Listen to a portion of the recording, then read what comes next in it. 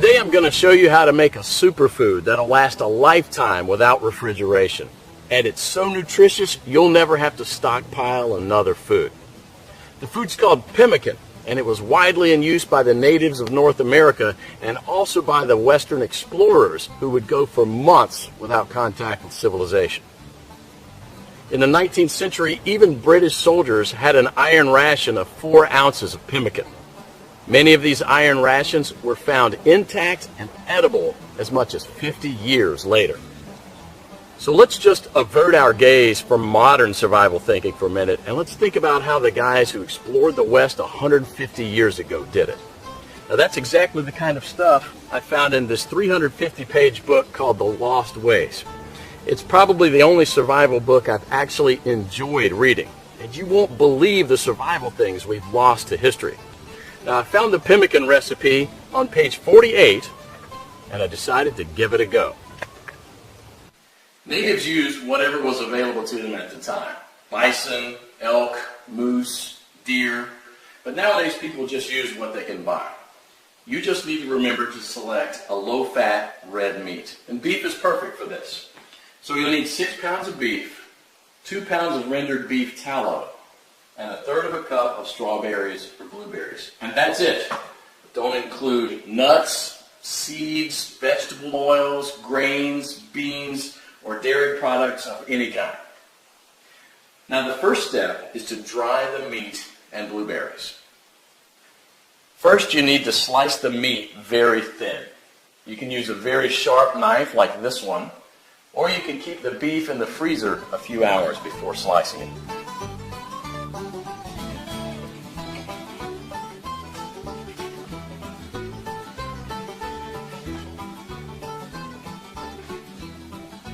If you don't have a dehydrator, you can set the oven to the lowest possible temperature, around 130 degrees,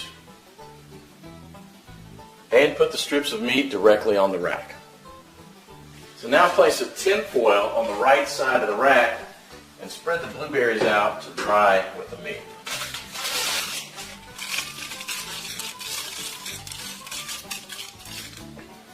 Place the rack back inside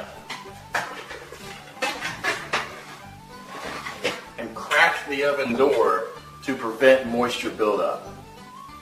Let this dry for about 15 hours or until it's crispy. 150 years ago, people dried their meat by building a wooden pyramid over a small fire and hanging the meat slices on that. After 15 hours, this is what you should get. Toss it in the food processor until it becomes a powder. Do the same with the blueberries. In the old days, they grind it with a rock and crush it into a powder. Generally, well-dried meat will weigh just slightly less than 1/3 of its raw weight. Therefore, 6 pounds of raw lean meat will yield about 2 pounds of thoroughly dehydrated meat. For our next step, we need to cut the fat into small pieces about a 1/2 inch square.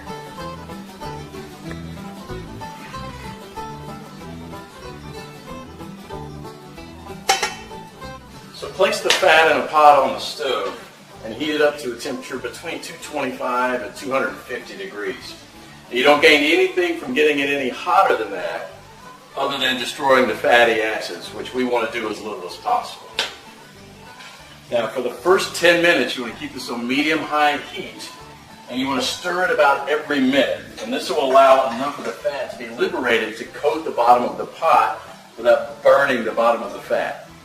After about 10 minutes you'll see a pool of fat forming on the bottom of the pot, which should be merrily boiling away. You can rest a little bit now and stir it maybe only every 5 minutes, just to keep things well mixed. After about 30 minutes, the liquid fat should have risen enough to cover the chunks, and it should look like a rolling boil. So as this liquid rises, you can go ahead and lower the temperature down to about 230. After about an hour, the major boiling action will have stopped, and there'll just be small bubbles rising from the fat.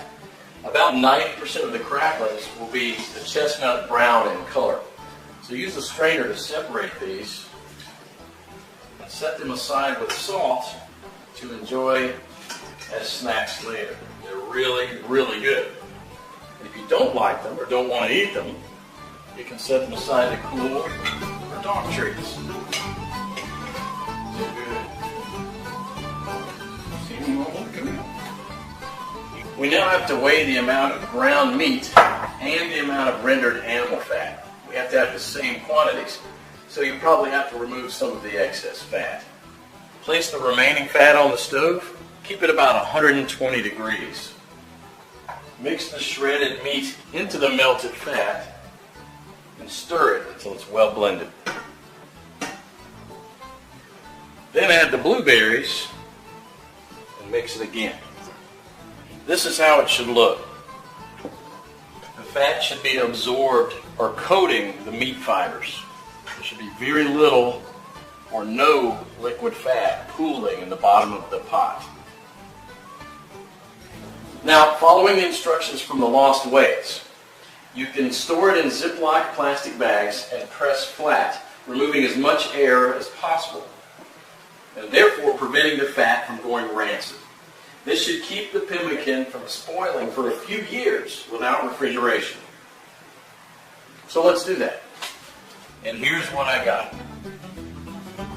Pemmican is the ultimate survival food, no matter if you want to bug out or bug in. 10 pounds of pemmican would supply food for 2 full weeks of camping activities at 3/4 of a pound per day, providing 2,200 calories. In survival mode, the same 10 pounds of pemmican would supply energy for almost a full month. This was just one awesome chapter in the Lost Ways, but you won't believe the survival skills we've lost to history. And that's what this book is all about, saving our forefathers' skills.